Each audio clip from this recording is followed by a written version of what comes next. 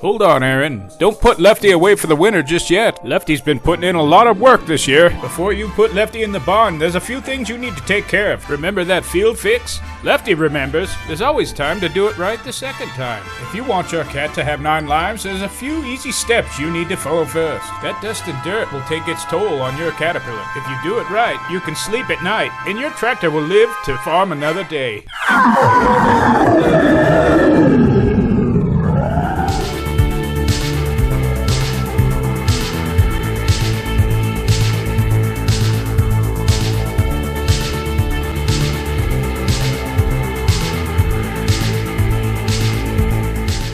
Howdy y'all, so we're gonna do a little after action report from our farming expedition yesterday. Dad's greasing the rollers and the undercarriage. I'm gonna tension this track up because while we had 2 track links that were a little problematic, we only have 1 now.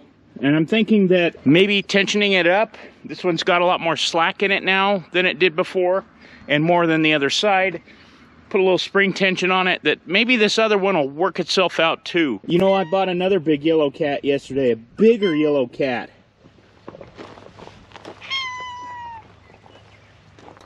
What do you think? Is cleaner doing a good job? Of course, we're using the John Deere corn head grease. So we did pull the plug on the bottom of the oil pan. There's no water mixed with the oil. That's the good thing. The bad thing is there's passively some minor little specks of green antifreeze that came out of the bottom of the oil pan. We had it the day we took Lefty out there. Sort of thinking it's a passive leak that happens when the machine is shut down. We're not losing any water. I think it may be one of the O-rings on a liner or something. I don't know. I'm at the point where I'm dumping stop leak in it, and I'm actually hearing that that's more of a common practice than we'd like to believe. Pony motor still starts on 1 pole, runs good. Throughout the day, the wet stacking quit within what, Dad, 20 minutes? Yeah, 20 minutes it quit wet stacking completely. We go ahead and left the wet stacking stack on here just for the sake of cleanliness. For the cleaner, the blow-by greatly reduced, almost none by the end of the day. We had a little bit of oil that would seep past the rings on the pony motor, but we're noticing that that's went away now as well. I had to tighten the fan belt a little bit, and because of where the grooves are in that for the jam bolt and nut, it feels like it's too tight, but it's either all or nothing with that. So I got it tightened up. Other than the track links and that little bit of antifreeze, the thing ran great yesterday, and we're very happy with it. The steering clutches are good. The left one, we could give it just a little bit more of a tweak. It's not quite releasing completely. When we get it cleaned up, I'll put another coat of motor oil on the belt pulley here, especially before we store it for the winter.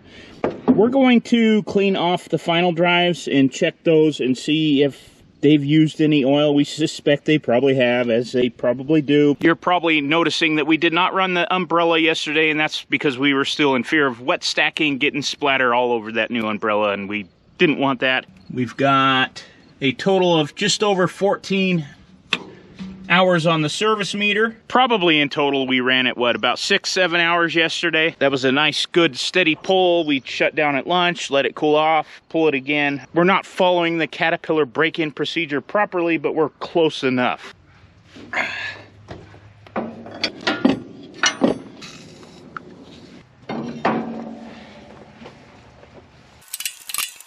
We moved it out about 3/16, maybe a 1/4 inch. You can kind of see it in the witness mark here.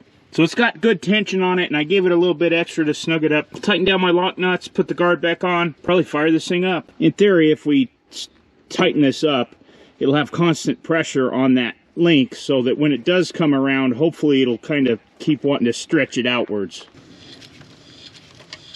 All right, next guards. We're guards. Yeah, we're guards. We're guards. Yeah, we're guards. We're gonna check our oil bath air cleaner, but we're gonna do that in the shop. Dad's grabbing the other grease guns so that we can grease the pivot shaft and the pillow blocks and all the stuff that we use the molly grease on.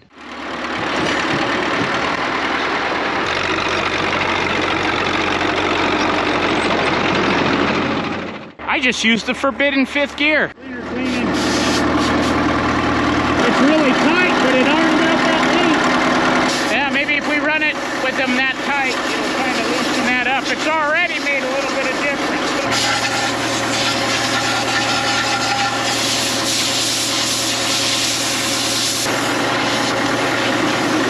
We're gonna move it and see what the track does. That's our run right there.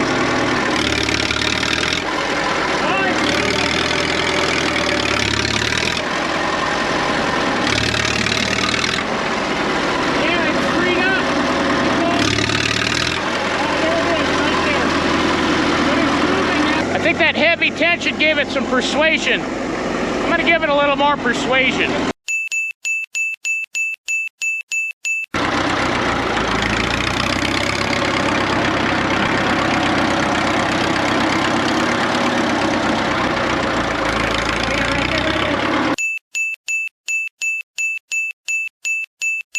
So yesterday when the main clutch was slipping, we just adjusted the clutch to give it positive engagement. That got us through the rest of the day. It was fine. It didn't slip anymore. Today we noticed a little bit when we pulled it off the trailer, it was slipping again. We got in here in the serviceman's book for the D4, and we're going to get underneath the tractor, remove this service port, and go in there and adjust the main clutch. I'm also going to take a little of the tension out of these tracks. We'll just keep running it. It is getting better, I think.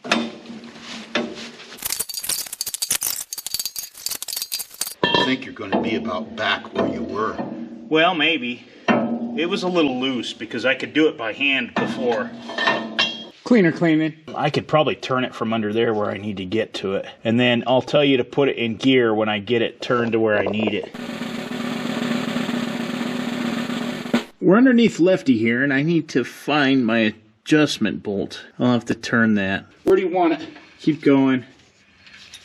Keep going. Right there is my bolt, I think. Go around. I want to see what we're dealing with here. I think it's that bolt right there. And More?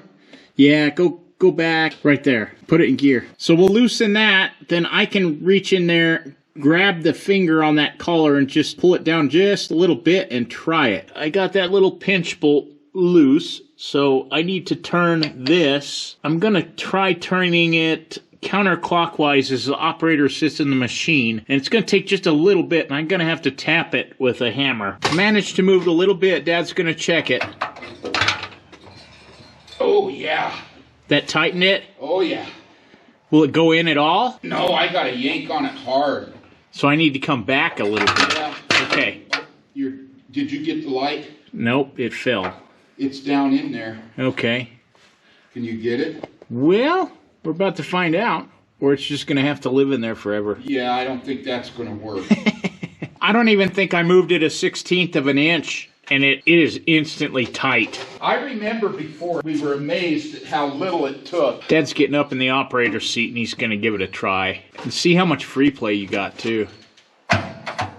Oh, yeah, she snapped now. All right. Is it going up against the clutch brake there? Yeah. Yes, it is. Oh, yeah. You know what? That takes a good pop. Okay, I would leave it there. Leave it engaged. Okay. I'll tighten the pinch bolt. You might have to hold the bolt from the other side up there. Is it in a place where I can hold it? Yeah, you should be able to reach. You just got to reach back there. All right, I'm going to leave everything in gear. So to tighten this up, all I did was move this spider. It's all these fingers on the clutch. There's 4 of them.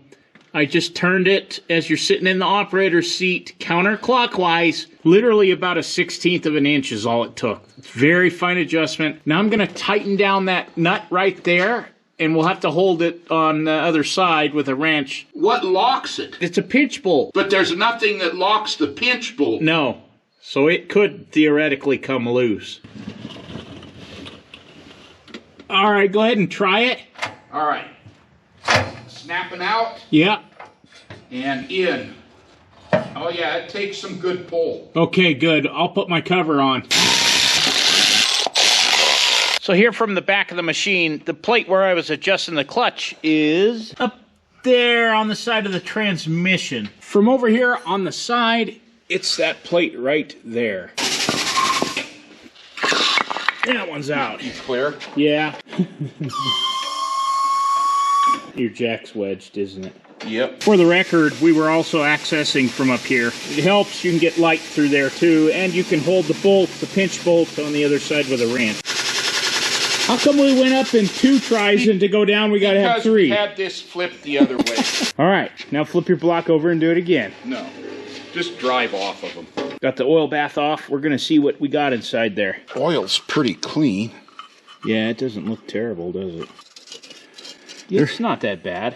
Yeah, but there's some stuff in there. That's 14 or 15 hours. Not much in there, a little bit. No, it's all right. We could put that in our stove. Looks like a Miller. Just some fines. I don't know what that is. Sucked up a rock or something? How that got in there. I don't know. I don't either. But no, it didn't collect much. Look at this stuff. What is that? I don't know. That's not good. No. Where did that come from? I don't know. Gasket material? No, it's hard. While Dad's doing that, I'm going to take this wet stacking stack off, and I think that we can graduate to the normal stack with the rain flapper. That does look a lot better. What are you checking over here? These manifold bolts tend to get loose. Those are just the brass nuts on a stud. And they're a really odd size, but what are you using on them today? 5/8? 5/8 works pretty well. 5/8 fits today. Tomorrow will be something else. Built pulley got another coat of oil.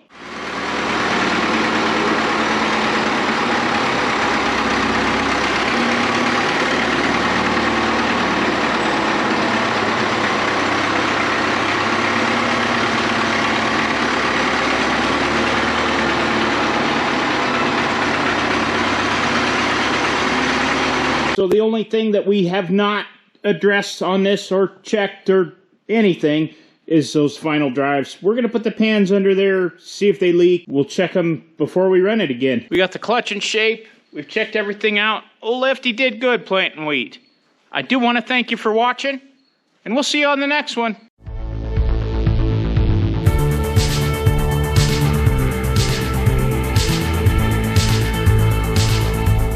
So yesterday, when the main clutch was slipping,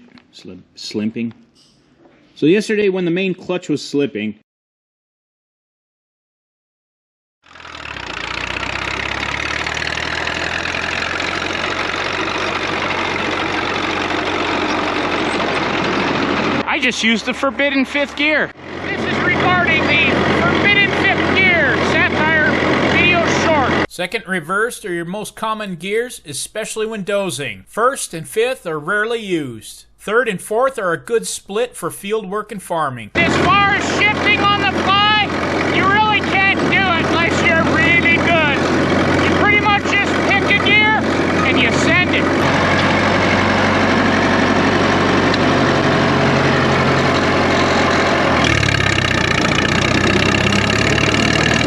And yes, 5th gear's in there for a reason. They wouldn't put it in there if you didn't need it, but it's highly frowned upon by equipment owners, especially back in the day of these old Caterpillars, because it causes quick drivetrain wear. This is a 1939 Caterpillar D4. This particular tractor was used for agricultural purposes, pulling plows and other implements. It was not at all uncommon for equipment owners to weld out 5th gear so it couldn't be selected.